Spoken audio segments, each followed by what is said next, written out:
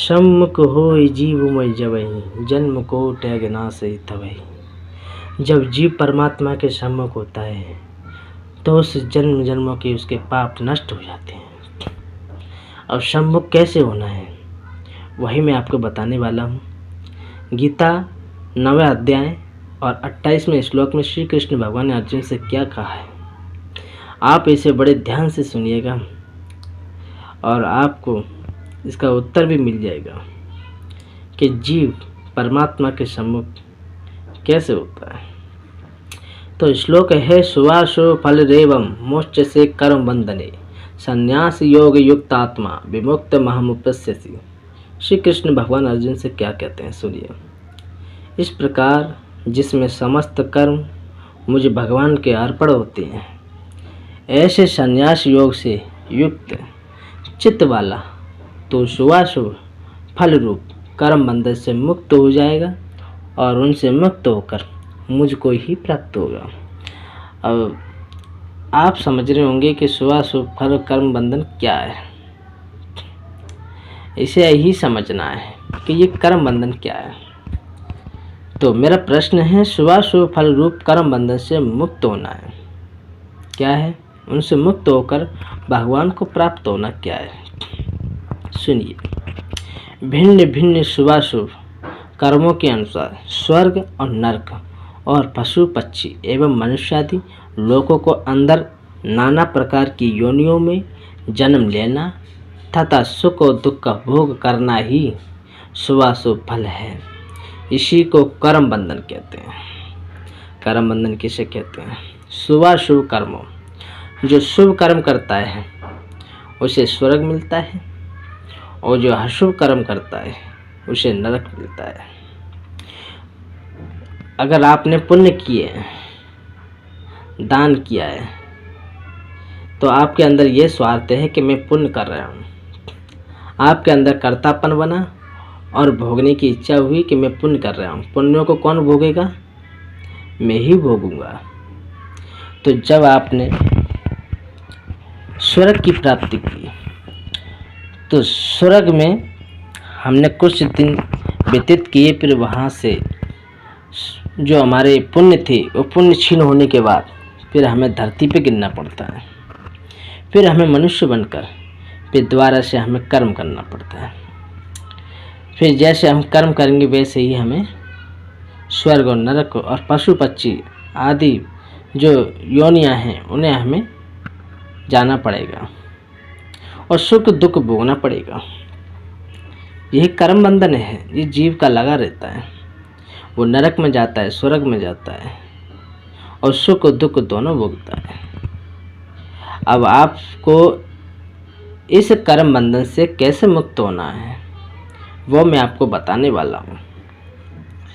इसी में वो प्रश्न छुपा है कि जीव परमात्मा के सम्मुख होता है तो उसके जन्म जन्मों के पाप नष्ट हो जाते हैं, क्योंकि कर्मों का फल भोगना ही कर्म बंधन में पड़ना है। उपयुक्त प्रकार से समस्त कर्म भगवान के अर्पण कर देना, मनुष्य कर्म फल पुण्य जन्म से सुख दुख के भोगों से मुक्त हो जाता है। उपयुक्त प्रकार से समस्त कर्म भगवान को अर्पण कर देना क्या है? जो हम कर्म कर रहे हैं संसार में, जो हम कर्म कर रहे हैं तो उस कर्म में हमारी आसक्ति बनी हुई है।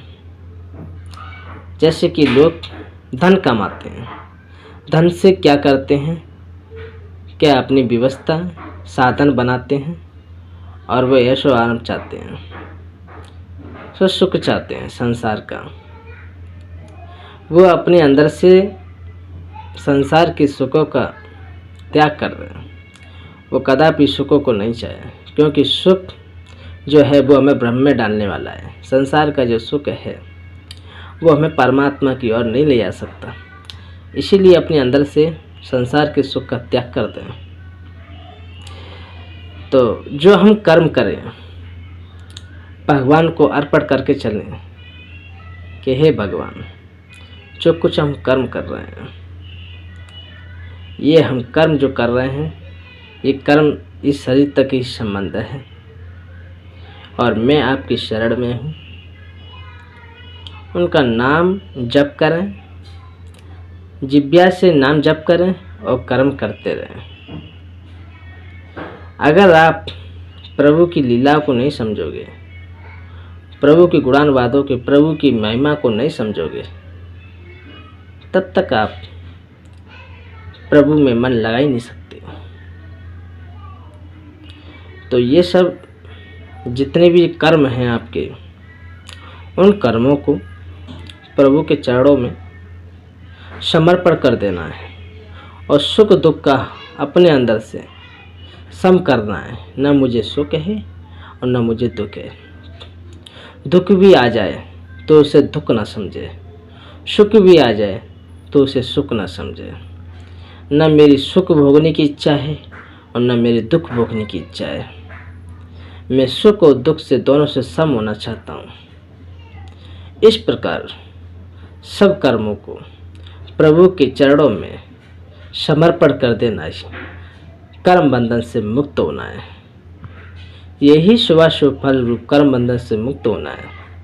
मरने के बाद भगवान के परम धाम में पहुँच जाना, इसी जन्म में भगवान को प्रत्यक्ष प्राप्त कर लेना है।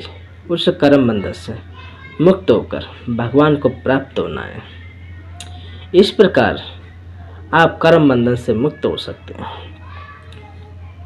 तो मेरे प्यारे श्रोताओं, भक्तजनों, जो भी हम कर्म करते हैं, उन कर्मों को परमात्मा के चरणों में समर्पण कर देना है। परमात्मा के समक्ष जाना है, परमात्मा के सम्मुख जाना है। जब हम परमात्मा के सम्मुख जाएंगे तो वो ईश्वर, वो परमात्मा हमारे जन्म जन्मों के पापों को नष्ट कर देगा और हम इस कर्म बंधन से मुक्त हो जाएंगे और हम परमात्मा में समा जाएंगे। तो भक्तजन जो हैं मेरी वीडियो को देख रहे हैं, आप लोगों को हमारी वीडियो कैसी लगी कमेंट बॉक्स में बताइए। जय श्री कृष्ण, जय श्री कृष्ण।